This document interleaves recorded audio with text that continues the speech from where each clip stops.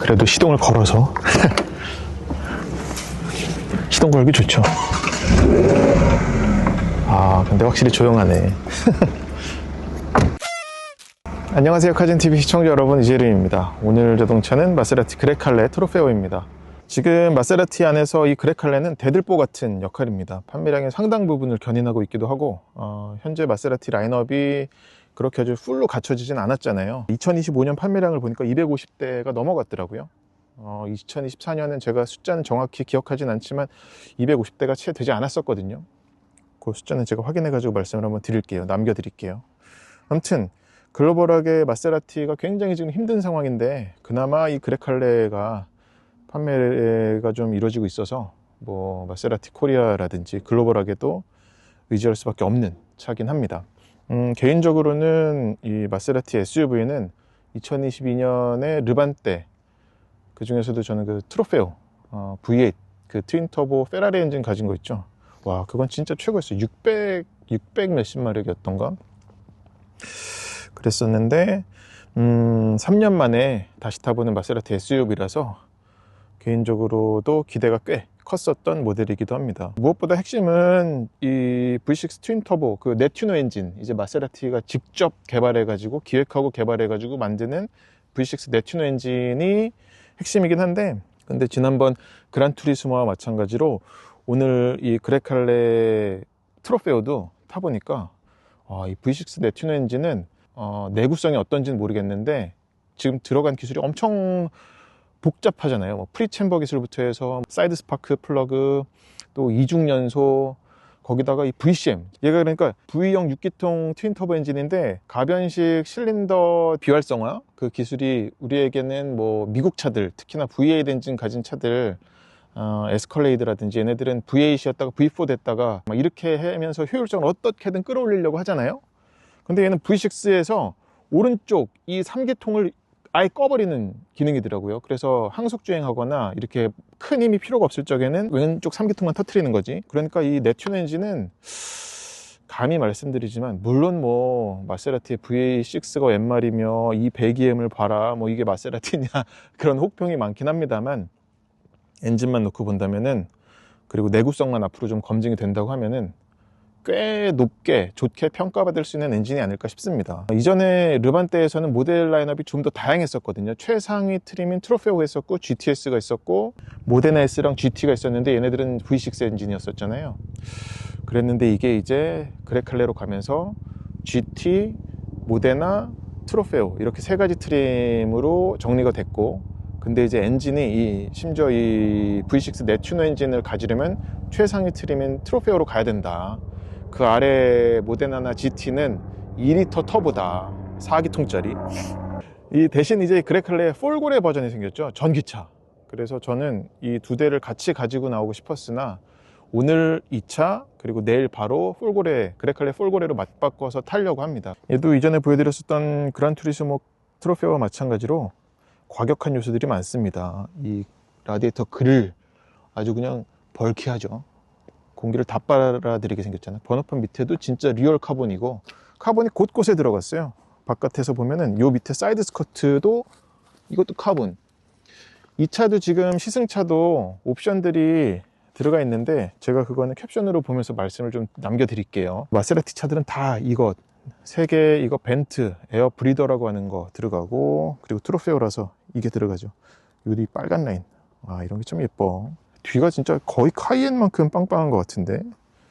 그리고 이 머플러가 이 쿼드 머플러는 너무 멋진데, 이런 건 처음 봤네요. 이 도색이 벗겨진다고?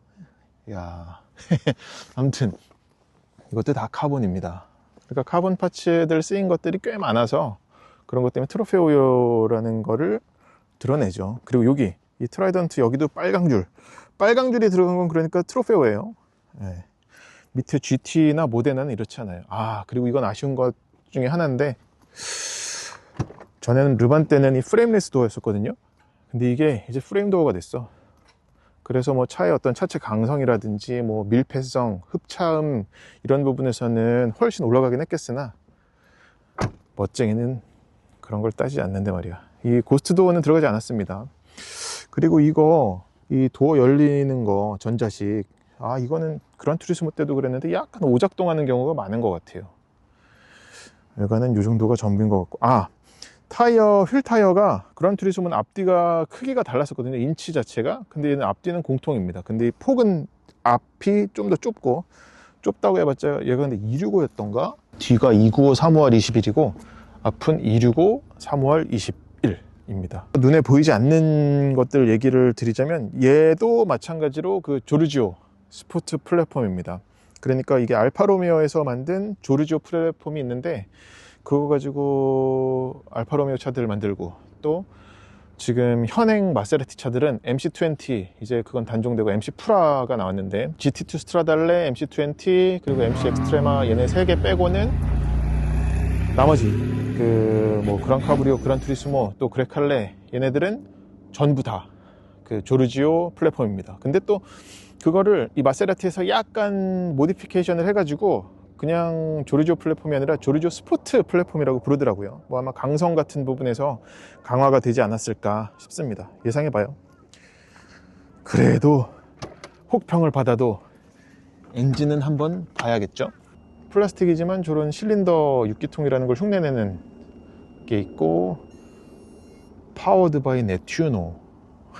얘도 뭐 그란투리스모만큼은 아니지만 이 옆에서 보잖아요. 엔진을 굉장히 운전석 쪽으로 가운데로 몰아놨어. 그래서 어쨌거나 무게중심을 가운데로 모으려는 그런 게 아닌가 싶습니다. 그런 스트롭바도 있네요. 그레칼레는 트렁크가 꽤 좋습니다. 이 깊이도 깊고 대각이나 아니면 요 폭도 좋아서 골프백을 싣든 아니면 뭐 우리 여행 갈 적에 캐리어를 싣든 크게 제약받지 않겠어요. 여기가 좀 깎인 건 있다 그래도. 예. 그리고 이 바닥도, 이것도 재밌는 게 트렁크 바닥이 이렇게 2단 접이식이거든요. 근데 얘는 모데나나 GT 트림보다 더 넓어. 트렁크가 저 바닥에, 그 모데나랑 GT는 마일드 하이브리드거든. 그래서 여기 배터리가 들어가는구나. 그래서 저 공간을 죽게 되나 봐요. 저게 한 35리터 되던데, 제가 지금 모데나나 GT 트림은 타보질 못해서 그렇습니다. 이거는 전에 옛날 쿼트로포르테도 그렇고 기블리 때도 있었던 것 같은데, 이거 삼각대, 얘네가 이런 게 좋더라고. 전에 그 타이어 펑처 키트도 엄청 좋았었거든요. 파워 아울렛, 그리고 시트 레버. 여기 밴드도 있네요. 이 밴드가 외건 타는 분들이나 뭐 해치백에서는 잘 못 봤지만 외건이나 슈팅 브레이크에서는 꽤 많이 봤던 거거든요. 우리 뭐 헬멧을 묶는다거나. 근데 엄청 타이트하네. 아무튼 저 내기퉁에 그물망 묶는 것도 있고, 트렁크 가림막도 있지만 전동식은 아니에요. 그레칼레 2열 보여드릴게요. 이전에 르반떼 때도 2열이 그렇게 광활하다 생각은 안 들었었거든요. 물론 그렇다고 막 협소하다 이건 전혀 아니었었고, 이 정도여도 충분히 앉을 수 있는 공간입니다. 막한 얘기를 굳이 할 필요는 없을 것 같지만 어쨌거나 좀 비교해서 말씀을 드리자면, 고급스러운 만듦새 있죠? 이거는 그레칼레가 많이 위에요. 이번에 마칸만이 아니라 이건 뭐 포르쉐의 하물며 911까지도 좀 그런, 이런 데까지 원가 절감을 했나? 그런 게 느껴지는 부분들이 다소 있거든요. 꽤 있다고 해야 될지. 근데 르반떼는, 그레칼레는 이런 뒷판까지도 다 가죽이야. 제 키 178에서는 이 정도면은, 근데 시트가 뒤가 좀 쓰긴 했어요. 이 등받이가 각도 조절이 되질 않아가지고 좀 더 눕힐 수 있으면 아주 좋겠는데 말이야. 그건 안 된다는 거. 그럼에도 이 만듦새는 너무 좋고, 그리고 방석 길이도 제 키 기준으로는 나무랄 데 없습니다. 그리고 이 발이 너무 잘 들어가. 에어컨도 지금은 시동이 꺼졌구나. 3존입니다. 열선도 다 들어가 있고요. 그리고 르반떼는 여기가 이 그물망이었었거든요. 근데 얘는 이것도 더 바뀌었어. 이런 데도 다 카본입니다. 이 문짝 두께 보이세요? 문짝이 엄청 두꺼워요. 그러니까 차 사이즈에 비해서 안에 탔을 적에는 조금 더 넓을 것 같았는데 이 정도네 라는 생각이 들 수도 있을 것 같습니다. 그게 이런 문짝 두께나, 그러니까 얘가 보면은 이 글래머러스한 거 있죠?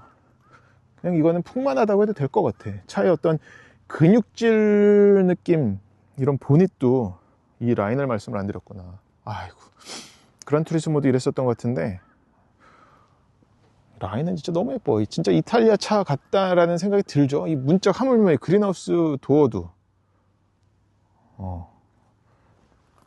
이게 이뻐서 그만큼 공간을 손해를 본다 볼 수밖에 없는 것 같아요. 여기도 보면 그냥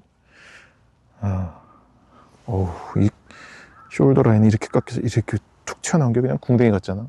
이번에 마칸 EV가 사이즈가 커지면서 그리고 또 전기차로 바뀌면서 이 공간이 많이 좋아졌잖아요.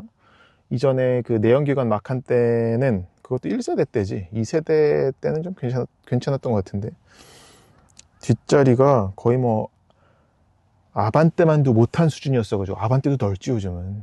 아무튼 그레칼레의 2열 공간 좋습니다. 그리고 헤드룸은 뭐 말할 것도 없고 컵홀더도 있고 얘가 그리고 제가 오디오 테스트를 하진 못했는데 이 소노파벨 오디오 있죠? 이게 스피커가 여기 있거든요. 2열 스피커가 물론 도어에도 여기도 있고 여기도 있고 소노파벨 오디오는 진짜 최고 같아요. 1열 인테리어도 역시 들어가기 전에 보더라도 이 뭐 가죽의 시트에 이런 만듦새 뿐만 아니라 일단 쓰인 가죽 자체가 좋아서 이 펀칭으로 예상하시겠지만 벤틸레이션 시트도 그 통풍 시트도 들어갔습니다. 그리고 이 페달 그란투리스모 때도 그랬지만 너무 좋아. 얘는 심지어 저 오르간 타입이야. 엑셀러레이터가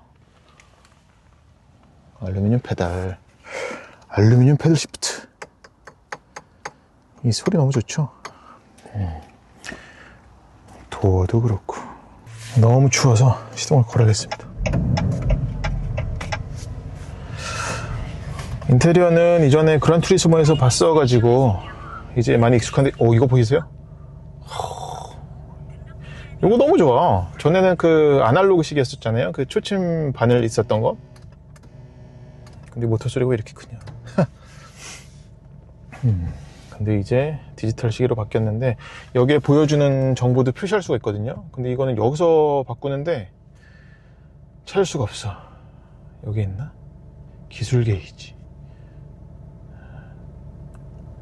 액세서리 게이지. 예.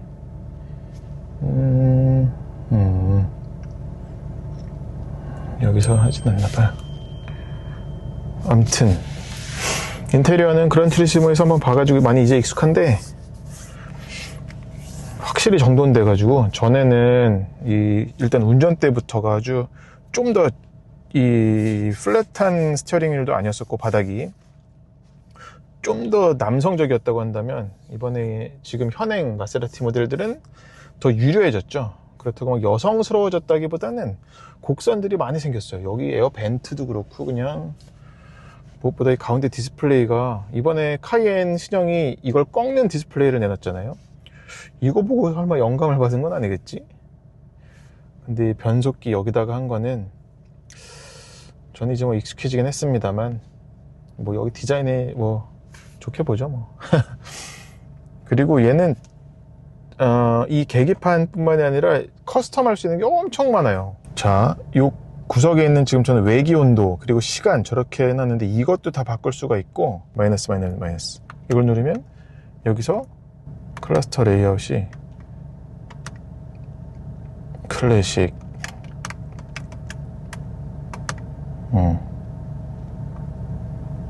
이렇게 바꿀 수가 있어요.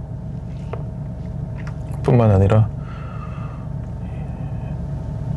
저 헤드업 디스플레이에 지도가 띄워지는 건 나 처음 보네. 완전히 통으로 뜨는 거. 근데 쟤는 이 센터 디스플레이의 내비게이션은 T맵이거든요. 근데 저 지도는 T맵이 아닌 것 같아. T맵인가 저거? 아니야. 저건 그냥 구글 지도 같아요. 예. 야, 이거 이따가 운전할 때 이거 키고 달려보긴 하겠으나 요 모서리 같은데 이거 삐꾸난 거 보이시죠? 이 눈 안 어지러운 거 한번 볼게요. 그리고 드라이브 모드는 얘는 5가지입니다. 코르사, 스포트, GT, 컴포트, 오프로드 이렇게 5가지나 돼요. 그리고 에어 서스펜션 높이가 조절이 되는 게 보이시죠? 높낮이가. 그리고 이거 눌러가지고 서스펜션 댐퍼 감소력도 인위적으로 조절할 수가 있다. 그리고 코르사 모드에서는 이 코르사 전용 계기판으로 바뀌는데 너무 멋진 것 같아요. 여기 헤드업 디스플레이까지도 이렇게 멋지게 바뀐다. 그리고 이 디스플레이에서는 보여드릴 거는 뭐 이거 핫키 해가지고 내가 원하는 대로 조합할 수 있는 것들, 또 여기 이제 공조장치 조작할 수 있는 거를 모아놨죠. 스마트폰 무선 충전 패드도 되고요. 여기는 그리고 카본은 아닌 것 같아요. 그냥 카본 약간 뭐 이런 무늬, 그리고 저쪽에 포트가 A타입까지 아직도 갖추고 있어. 아, 너무 좋아. 컵홀더가 그리고 그란투리스모랑은 다르게 얘는 좀 더 직경도 크고 깊습니다. 그란투리스모는 밑에 판을 어떻게 움직이느냐에 따라서 달라졌잖아요. 그리고 센터 암레스트도 큼지막하고, 이 만듦새는 너무 좋아 진짜. 프레임리스 룸미러라든지 이 버튼을 여기까지도 다 쪼개 놓다니. 심지어 이 선루프도 글라스 여는 거랑 이 선쉐이드 여는 거를 또 쪼개놨고, 그걸 떠나서 벤트까지도, 틸트 벤트까지도 쪼개놨다. 드라이브 모드 탐색기 기능도 있어. 오프로드에서는 이런 게 있고, 컴포트에서는 반응 속도는 약간 느리지만 전자제어가 아주 많이 들어가고 효율성을 극대화한다는 거죠. 응답성은 좀 떨어지지만 강성도 좀 떨어지는구나. 가속도 많이 떨어지는. GT에서는 전자제어는 좀 더 풀어주고, 스포트에서는, 코르사에서는 완전히 응답성, 강성, 가속을 무지하게 끌어올리고, 효율 전자제어는 그냥 내팽개쳐버리는 그런 게 있습니다. 이 밑에 창은 에어컨 공조장치만 설정할 수 있는 게 아니라 보면은 이 시계도 조절할 수가 있거든요. 여기서 하는 거였구만. 스포츠, 디자인, 나침반, 페달, G미터. 이 디스플레이는 에어컨만 조작하는 게 아니라 시계를 눌러서 이 위에 디스플레이에 뭘 표시할지도 정할 수가 있습니다. 시계, 나침반, 페달, G미터까지도 표시할 수가 있죠. 또 시트 조절도 할 수가 있고, 시트 메모리 또는 조수석 볼스터 설정도 여기서 할 수가 있고, 그리고 라이트 설정도 여기서 합니다. 네, 이제 그레칼레 트로페오 주행해 보겠습니다. 시동을 걸면 안에서는 그래도 좀 울림이 있는데 바깥에서는 잘 들리질 않아요. 지금 여긴 약간 그 코블스톤 같은 데인데, 제가 좀 드라이브 모드가, 얘는 시동 걸면 바로 GT 모드거든요. 컴포트로 바꿔서 가볼게요. 이런 데서는 GT나 컴포트나 큰 차이가 없어.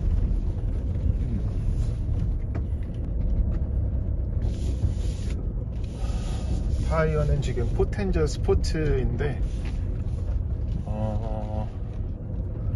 완전 극강의 하드코어 쪽으로는 안 갔어도 이 정도에도 충분히 스포츠 타이어니까. 이게 타이어가 근데 트로페오랑 모데나랑 GT가 다른지를 모르겠네. 아마 타이어까지 다르진 않을 것 같아요, 왠지. 이 깜빡이 소리 어떠신가요? 저 개인적으로는 이전에 그란투리스모 때도 그랬지만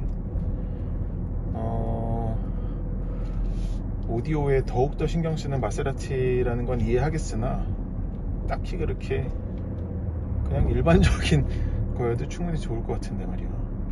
그리고 이건 여전히 그란투리스모와 마찬가지로 이 교통 표지 인식 시스템은 시동 걸 때마다 활성화가 돼서 별로네. 그리고 저 지도가 보이니까 정신 사납구나. 저거 꺼야겠다. 여기는 이제 물리 버튼이라고는 기어 변속 버튼 밖에 없잖아요. 나머지는 화면 안에 다 매립이 되어 있는데, 터치감은, 그러니까 인식하는 거는 나쁘지 않아요. 뭐 이렇게 우리 삐꾸 난다고 하잖아요. 삑사리. 내가 원하는 걸 눌렀는데 안 눌리는 거, 이런 경우가 많진 않더라고. 근데 이게 컴포트를 두고 달리니까 확실히 감시력적인 부분에서는 저런 맨홀 뚜껑 칠 적에 더 편하네. 뭔가 좀 더 말캉한 느낌이라서. 근데 이게 저 단어 뜻 그대로라고 한다 그러면 사람을 태우고 달릴 때 더 편해야 될 거 아니에요. 근데 컴포트라고 그래서 막 편하게 느껴지진 않아.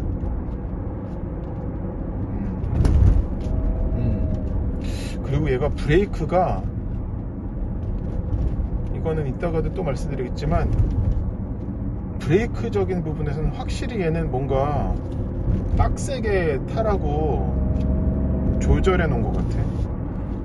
그냥 미세하게 조절하고 싶은데, 특히나 도심에서 서행하거나 이렇게 빈번하게 멈췄다 갔다 할 때에는 좀 미세하게 조절해야 될 필요가 있을 때가 있잖아요. 자주 있잖아요. 얘는 그게 쉽지가 않아. 드라이브 모드를 조금씩 바꿔볼게요.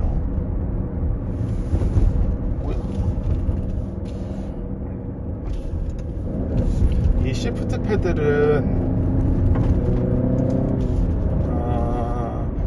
여느 스포츠카 브랜드들과 다르게, 물론 마세라티도 스포츠카 브랜드라고 할 수 있지, 럭셔리 스포츠카 브랜드, 이게 컬럼에 붙어있는 식이잖아요. 그래서 뭐 회전할 때나 아니면 쉽게 어느 상황에서든 땡기기가 어렵다, 쉽지는 않다 라는 평가가 있는 걸 아는데, 이것도 그만큼 얘가 길게 해놓다 보니까 뭐 이거는 취향인 것 같아요.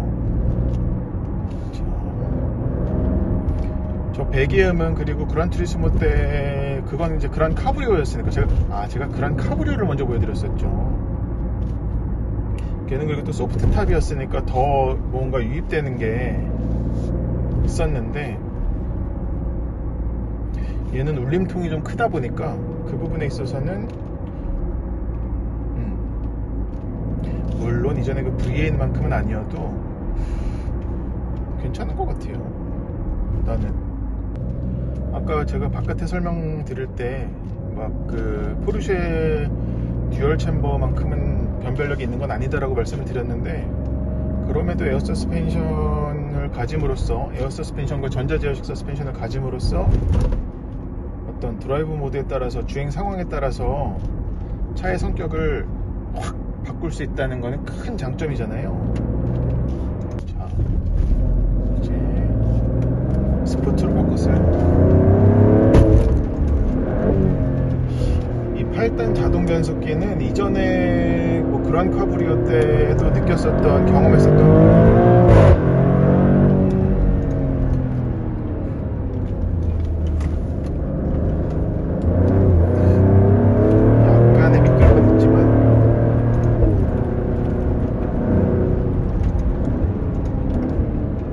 변속기랑 엔진의 조합은 그래도 꽤 잘 이루어진 것 같아요. 보통 마세라티 차를 전에 얘기했었던 게, 어떤 갖고 있는 재료의 최적화를 못하는 게 페라리랑 차이라고 얘기했었잖아요. 여기 영악하시면 엄청나. 차의 그 쫀쫀한 느낌 있죠?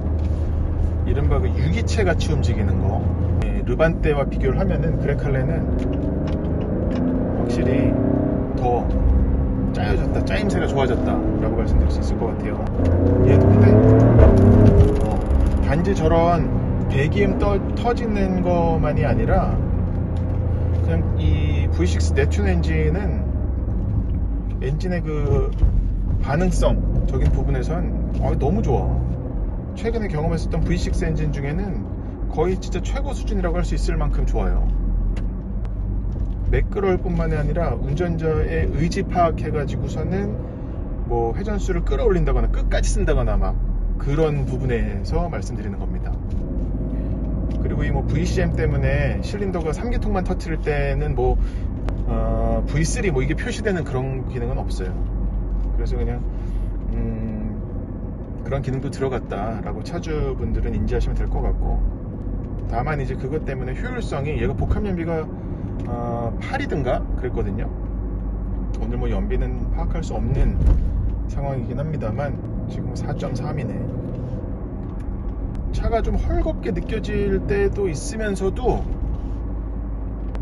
그렇다고 마냥 헐렐레 이게 아니야. 그러니까 운전자의 의지를 꽤 많이 허용하는 그런 헐렐레여가지고 이게 기분 좋은 느낌이에요.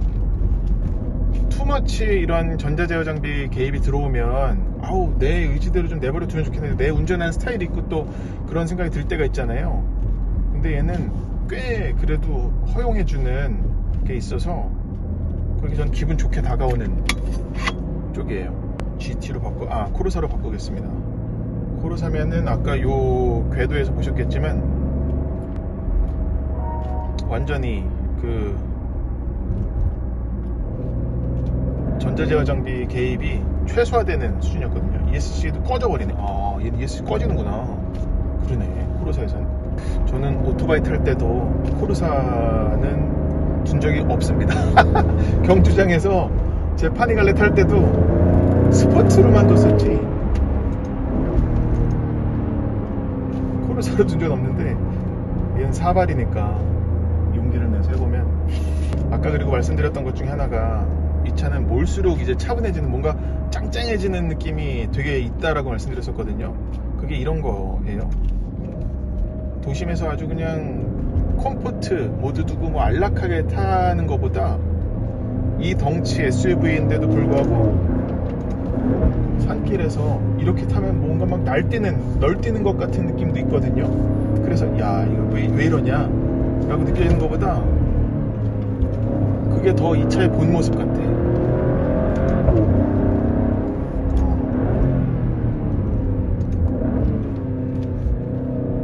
근데 이 변속기가 그란 카브리오 8단보다 좀 더 뛰는 것 같아. 530마력은 같지 않나 지금 트로페오라서. 도심에서 탈 때는 아우 예민하다. 이 짧은 스트로크 안에서 내가 담력을 아주 미세하게 조절하는 게 좀 성가시다 라고 느껴지는 게 있었는데 내달릴 때는 이 차를 멈춰 세우려면은 브레이크가 이렇게 돼야 될 것 같아요. 오, 저 지금 방지턱 넘을 적에 지금 코르사 모드에서 그냥 따랑 잡아버리네. 지금 현행 그레클레는 트림이 3가지라서 이 V6 트윈 터보 엔진 가진 얘는 530마력, 그리고 요 밑에 모데나는 330, 그리고 GT는 300마력 이렇게 구분을 두고 있는데 일단 밑에 애들은 4기통짜리 그 터보 엔진을 가지고 짜내는 출력이라서 확실히 뭐 엔진의 회전 질감이라든지 약간 힘에 붙이는 느낌이 있을 것 같긴 해요. 그냥 그렇게 예상해 봅니다. 근데 이 530마력까지는 V6 트윈 터보의 이 트로페오 같은 경우는 다 뽑아내지도 못할 것 같은 출력인데 라는 생각이 조금씩 들 때가 있어요. 론치 스타트 한번 해볼게요.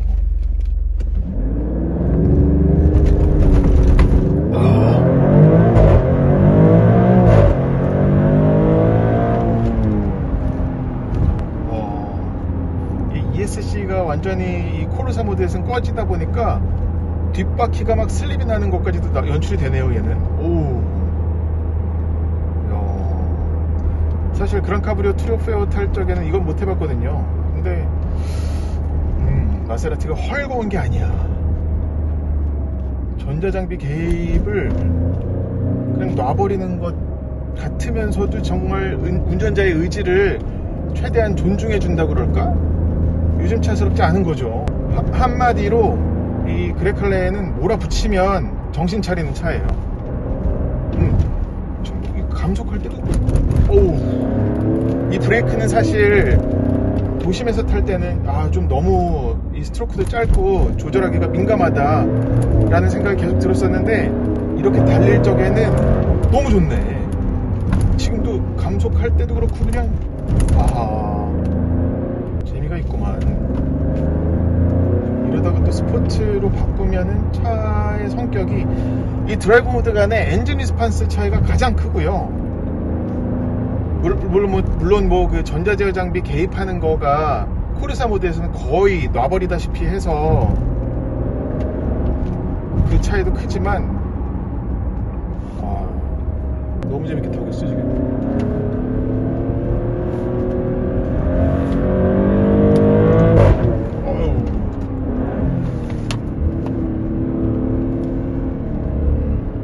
요만큼만 탔는데도 그레칼레는